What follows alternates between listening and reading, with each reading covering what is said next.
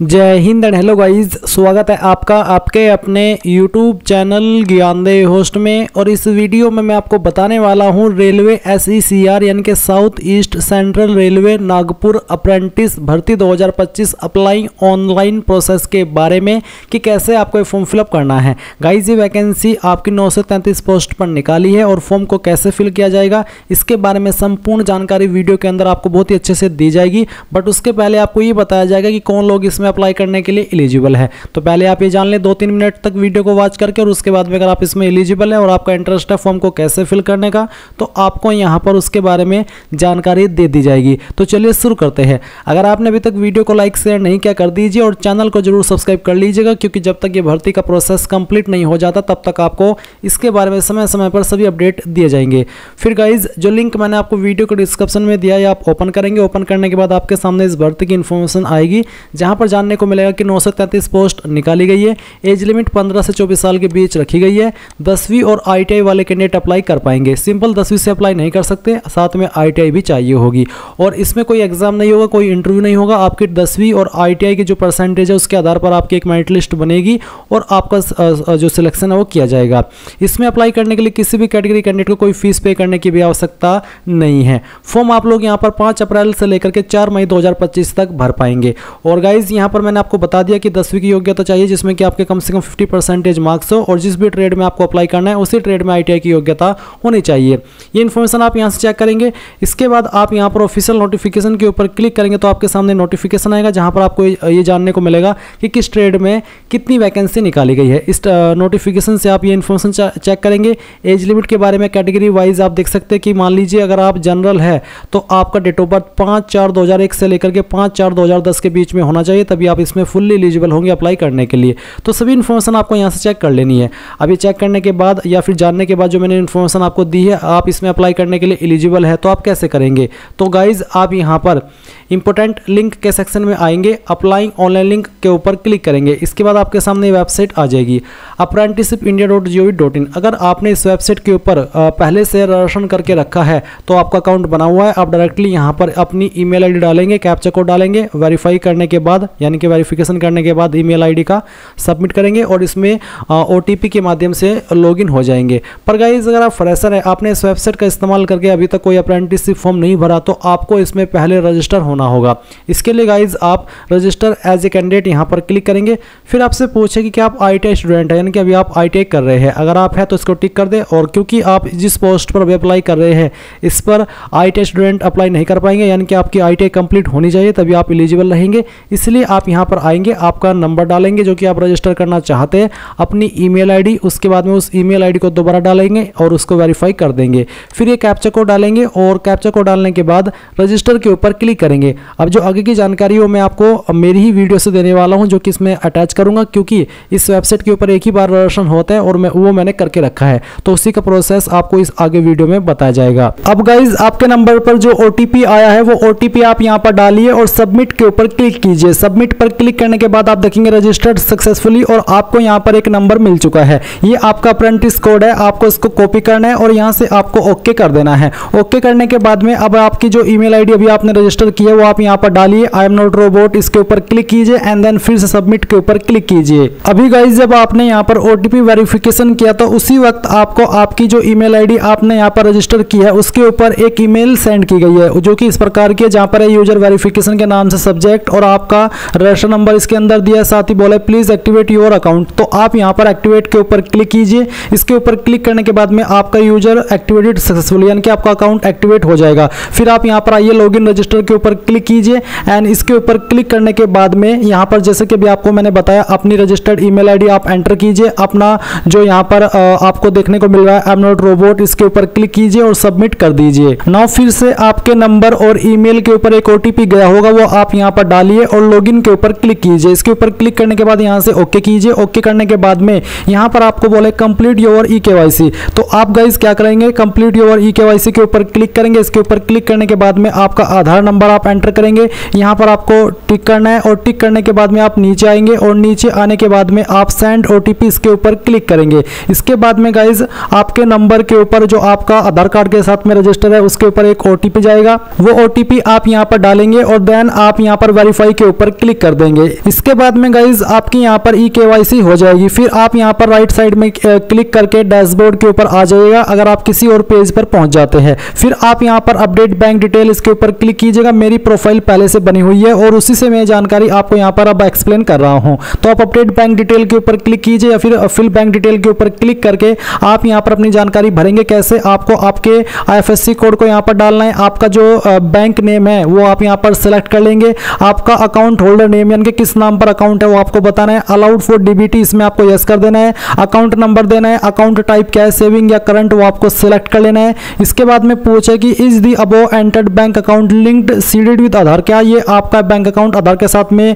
Link है? अगर हाँ तो आप यहाँ पर यस करेंगे। इसके बाद में आप यहाँ पर टिक करेंगे। अगर आपको नहीं पता कि लिंक है नहीं है तो आप डोंट नो के ऊपर भी क्लिक कर सकते हैं। फिर आप यहाँ पर सबमिट कीजिए। सबमिट करने के बाद ये जानकारी आपकी यहाँ पर सेव हो जाएगी। इसके बाद में आप यहाँ पर आइएगा और आपको अपडेट प्रोफाइल इसके ऊपर क्लिक करना है या फिर कह लीजिए कि फिल प्रोफाइल डिटेल इसके ऊपर क्लिक करना है। इसके ऊपर क्लिक करने के बाद आपके सामने ये जानकारी आएगी। यहाँ पर मैं इस जानकारी को पहले से भर रखा हूँ तो मैं इसको एडिट करता हूँ। तो आप अबाउट मी के सामने एडिट के ऊपर क्लिक कीजिएगा। इसके ऊपर क्लिक करने के बाद आप अपनी ईमेल आईडी यहाँ पर डालिएगा या फिर यहाँ पर ऑटोमेटिकली भरी हुई होगी। फिर आप यहाँ पर कोई अन्य नंबर देना चाहते हैं अपना तो आप दे सकते हैं, नहीं तो आप इसको खाली छोड़ दीजिए। आपको आपका जेंडर सेलेक्ट कर लेना है, मेल फीमेल जो भी है। इसके बाद में अगर आप दिव्यांग है तो आपको यहाँ पर यस करना है, नहीं तो आप नो कर दीजिए। फिर जो आपकी डेट ऑफ बर्थ है वो आप यहाँ पर कैलेंडर के ऊपर क्लिक करके सेलेक्ट कर लेंगे। आपके फादर या फिर मदर या फिर आपके पति पत्नी का नाम आपको यहाँ पर देना है। आपने जो भी नाम यहाँ पर दिया है उसके साथ में आपका क्या रिलेशनशिप है, फादर है, मदर है या फिर पति पत्नी है, वो आप सिलेक्ट कर लेंगे। फिर यहाँ पर आपने आपके फादर का नेम एंटर करना है। इसके बाद में नीचे आपको आपकी माताजी का नाम देना है। आईडी प्रूफ में आप यहाँ पर कोई एक आईडी सेलेक्ट कर लीजिए। जो भी आईडी आप यहाँ पर सेलेक्ट कर रहे हैं उसका फिर जैसे कि मैंने अदर सेलेक्ट किया तो अदर सेलेक्ट करके मैंने यहाँ पर आधार कार्ड लिखा है और फिर आपको यहाँ पर आधार कार्ड की जो फाइल है वो अपलोड करनी है फ्रंट बैक दोनों से। इसके बाद में यहाँ पर गाइज जो आपने आईडी दी थी उसका जो नंबर है वो आप यहाँ पर लिखेंगे। स्टेट ऑफ डोमिसाइल यानी कि कौन सी स्टेट के निवासी है वो स्टेट आपको सेलेक्ट कर लेनी है। इसके बाद में अगर आपके पास निवास प्रमाण पत्र है तो आप सपोर्टिंग डॉक्यूमेंट के अंदर अपलोड कर देंगे, नहीं तो आप इसको खाली भी छोड़ सकते हैं। फिर आपकी कास्ट कैटेगरी कौन सी है वो आप यहाँ पर सेलेक्ट करेंगे। इसके बाद में आप यहाँ पर आपकी सिटी का नाम देंगे, आपका जो एड्रेस है वो आप यहाँ पर लिख देंगे लाइन फर्स्ट 2 के अंदर। स्टेट यहाँ पर अपनी सेलेक्ट कर लेंगे, अपनी डिस्ट्रिक्ट को आपको सेलेक्ट करना है, अपना पिन कोड डालना है। आपको यहाँ पर अब कैंडिडेट सिग्नेचर इमेज के अंदर आपका सिग्नेचर अपलोड करना है, जिसका जो फॉर्मेट है इनमें से कोई भी चल जाएगा। और यहाँ पर आपको अब नीचे आना है और अबाउट मी अपने बारे में कोई भी जानकारी आप देना चाहते हैं, बताना चाहते हैं तो यहाँ पर लिख दीजिए एंड देन फिर आप इसको सेव कर दीजिए। मैं यहाँ पर अपडेट करूंगा क्योंकि मेरे सामने अपडेट का ऑप्शन है, मेरी जानकारी पहले से फिलअप है। अब गाइज आपने ये जानकारी भरने के बाद में क्या करना है, आपने यहाँ पर प्रोफाइल के ऊपर क्लिक करके फिर से इसी इंटरफेस पर आना है और अब आपको ऐड एजुकेशन पर यहाँ पर ऐड एजुकेशन पर क्लिक करना है। फिर आप क्वालिफिकेशन टाइप में यहाँ पर एजुकेशनल क्वालिफिकेशन सेलेक्ट करेंगे। क्वालिफिकेशन में आपको यहाँ पर 10th सेलेक्ट कर लेना है। 10th सेलेक्ट करने के बाद में यहाँ पर आप स्पेशलाइजेशन के अंदर भी 10th लिख देंगे और फिर इंस्टीट्यूट नेम के अंदर आपको आपके स्कूल कॉलेज का नाम देना है जहाँ से आपने 10वीं की है। एग्रीगेट मार्क्स यानी कि कितने नंबर आपको आए थे और कितने में से आए थे वो आप यहाँ पर टोटल मार्क्स के अंदर लिखेंगे। परसेंटेज आपको यहाँ पर अपनी लिखनी है। स्टार्ट डेट कब आपने 10वीं ज्वाइन की थी वो डेट आप सेलेक्ट कर लीजिए। अगर आपको एग्जैक्ट डेट मालूम नहीं है तो आप एक एक्सपेक्टेड डेट यहाँ पर सेलेक्ट कर लीजिएगा। कब आपने 10वीं कर ली थी वो डेट आप यहाँ पर सेलेक्ट करेंगे। फिर यहाँ पर आपका जो 10th का सर्टिफिकेट है वो आपको अपलोड करना है। जहाँ पर भी आपके सर्टिफिकेट की फाइल है वो आप यहाँ पर सेलेक्ट कीजिए, यहाँ से ओपन कीजिए एंड इसके बाद आप इसको यहाँ पर सेव कर देंगे। मेरे सामने जैसे कि मैंने कहा कि मैं जानकारी को दोबारा से एडिट करके दिखा रहा हूँ तो अपडेट का ऑप्शन है, आपको यहाँ पर सेव करने का ऑप्शन मिल जाएगा। फिर से आप यहाँ पर बैक टू प्रोफाइल के ऊपर क्लिक कीजिएगा और उसके ऊपर क्लिक करने के बाद ऐड एजुकेशन के ऊपर क्लिक करके आप फिर से एजुकेशनल क्वालिफिकेशन को यहाँ पर सिलेक्ट करेंगे। एंड अब आपने अगर 12वीं की है तो आप यहाँ पर 12वीं सिलेक्ट कर लीजिए। 12वीं के बाद में आपको यहाँ पर बताना है कि साइंस ह्यूमैनिटी कॉमर्स किससे आपने किया है वो आपको सिलेक्ट करना है। स्पेशलाइजेशन के अंदर आप यहाँ पर 12th ही लिख सकते हैं या फिर चाहे तो आप यहाँ पर जो आपका जैसे कि साइंस में PCM था, PCB था, क्या था वो आप यहाँ पर लिख दीजिएगा। इंस्टीट्यूट नेम के अंदर आपको आपके कॉलेज का नाम, यहाँ पर जो नंबर आपको आए थे वो एग्रीगेट मार्क्स के अंदर लिखने हैं और कितने में से आए थे वो आप यहाँ पर टोटल मार्क्स के अंदर डाल देंगे। फिर यहाँ पर अपनी परसेंटेज लिखेंगे, कब आपने 12वीं ज्वाइन की थी वो डेट डालेंगे, कब आपने कंप्लीट कर ली थी वो डेट आप यहाँ पर सिलेक्ट कर लेंगे। अपना 12वीं का सर्टिफिकेट आप यहाँ पर डाल देंगे एंड देन फिर से अपडेट कर देंगे। फिर आप गाइज एक बार फिर से बैक टू प्रोफाइल के ऊपर आ जाएंगे। तो यहाँ पर आने के बाद में एक बार फिर से आप ऐड एजुकेशन के ऊपर क्लिक कीजिए। इसके ऊपर क्लिक करने के बाद में अब आपको यहाँ पर एजुकेशनल क्वालिफिकेशन सेलेक्ट करना है। इसके बाद में अगर आपने ITI की है तो आप यहाँ पर ITI सेलेक्ट कर लेंगे। फिर आपका जो कैटेगरी सर्टिफिकेट है, सॉरी कैटेगरी सेक्टर है, NCVT या या फिर एससीवीटी वो आपको सेलेक्ट कर लेना है। स्पेशलाइजेशन किस ट्रेड के अंदर आपने आपकी आईटीआई की है वो आप यहाँ पर डालेंगे। इंस्टीट्यूट नेम के अंदर आपने कहाँ से आपकी ये जो क्वालिफिकेशन है वो की है उसका नाम लिखेंगे। कितने नंबर आपको आए थे वो आप यहाँ पर एंटर करेंगे, कितने में से आए थे वो आप यहाँ पर डालेंगे। परसेंटेज आपको यहाँ पर डाल देनी है, कब आपने आईटीआई ज्वाइन की थी वो डेट सेलेक्ट करेंगे, कब आपने कंप्लीट कर ली थी वो एंड डेट के अंदर सेलेक्ट कर लेंगे।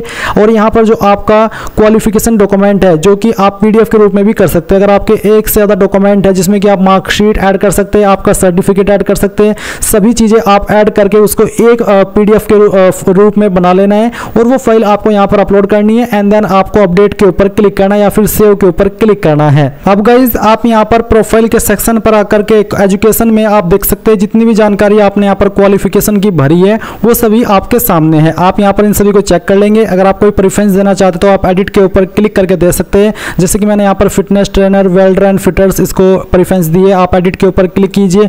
यहाँ पर जिसको भी आप प्रेफरेंस देना चाहते हैं वो आप यहाँ पर सिलेक्ट कर लीजिए और इस तरह से आप इसको सेव कर देंगे। इसके बाद में गाइज आप फिर से राइट साइड के ऊपर क्लिक कीजिएगा और यहाँ पर डैशबोर्ड के ऊपर क्लिक करके आपको इस इंटरफेस पर आ जाना है। तो गाइज अब आपकी रेशन प्रोफाइल कंप्लीट हो चुकी है। अब बात आती है कि कैसे आपको इसमें अप्लाई करना है, क्योंकि ये तो आपका रेशन का प्रोसेस था। अब इस रेशन प्रोसेस से आप इसमें तो अप्लाई करेंगे ही, साथ ही जो भी इस वेबसाइट के माध्यम से अप्रेंटिस वैकेंसी आती है उनमें भी आप अप्लाई कर सकते हैं बिना किसी मिस्टेक के। ये आपको दोबारा करने की आवश्यकता नहीं पड़ेगी।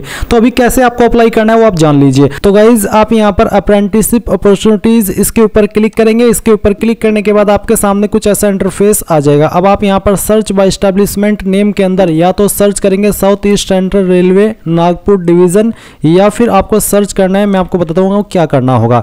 जैसे कि अगर आप यहाँ पर सर्च करते तो आपके सामने यहाँ पर वैकेंसी आएगी। अभी यहाँ पर जो नागपुर डिवीजन की लेटेस्ट वैकेंसी आई हुई है ये अपडेट नहीं की है, पुरानी ही वैकेंसी यहाँ पर पड़ी हुई है। अभी तक लेटेस्ट वैकेंसी जिसके फॉर्म अभी स्टार्ट हुए वो यहाँ पर अपडेट नहीं की है, जो कि जल्द ही कर दी जाएगी। अगर आप नोटिफिकेशन के अंदर आएंगे तो आपको बोला कि for Nagpur division establishment code, जो यहाँ पर ये कोड दिया है ये कोड भी आप यहाँ पर सर्च कर सकते हैं। तो ये आपको कैसे सर्च करना है वो भी आप यहाँ पर देख लीजिए। आप इसमें आएंगे और ये जो कोड है वो आपको यहाँ पर टाइप करना है। गाइज ये कोड सर्च करने के बाद भी यहाँ पर नो अपॉर्चुनिटीज फाउंड आ रहा है। इसका मतलब है कि अभी तक ये वैकेंसी अपडेट नहीं की है।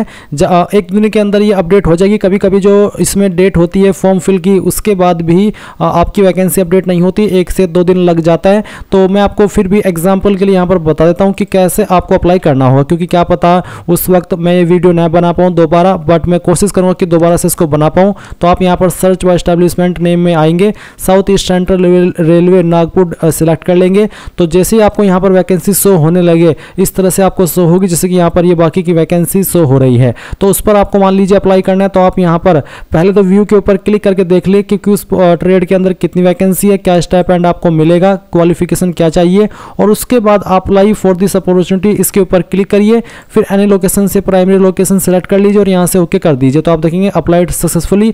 अब आप यहाँ पर राइट साइड में क्लिक करेंगे और फिर आपको यहाँ पर डैशबोर्ड पर क्लिक करना है। इसके बाद यहाँ पर आपको इसमें एप्लीकेशंस के सेक्शन में आना है और आप देखेंगे कि आपने रिसेंटली कौन से ट्रेड में और फिर किस एस्टेब्लिशमेंट में अप्लाई किया है। आपको यहाँ पर इस तरह से वो वैकेंसी देखने को मिल जाएगी और जैसे आपका स्टेटस वेरीफाई हो जाएगा, यानी कि आपकी डिटेल्स वेरीफाई कर ली जाएगी, तो उसके बाद अगर आप इसमें शॉर्टलिस्ट होते हैं आपको पता चल जाएगा ईमेल और मैसेज के माध्यम से, और फिर यही आपका प्रोसेस रहेगा अप्लाई करने का।